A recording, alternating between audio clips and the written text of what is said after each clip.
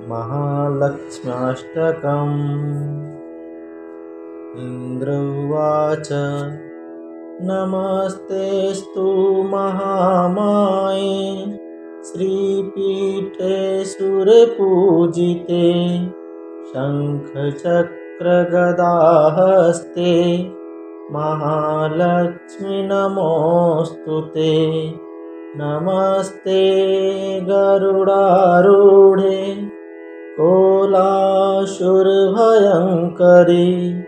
सर्वपापहरे देवी महालक्ष्मि नमोऽस्तु ते। सर्वज्ञे सर्ववरदे सर्वदुष्टभयङ्करी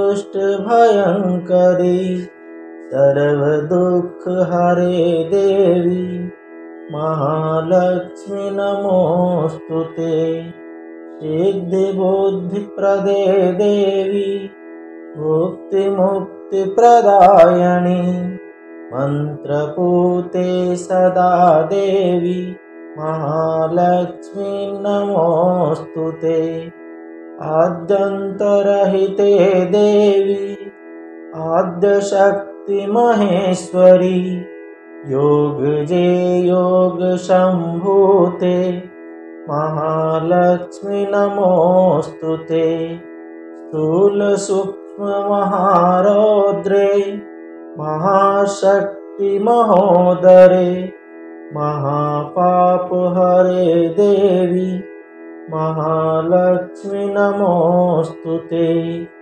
पद्मासनस्थिते देवी परब्रह्मस्वरूपिणी परमेशि जगन्मातर् महालक्ष्मी नमोऽस्तु ते।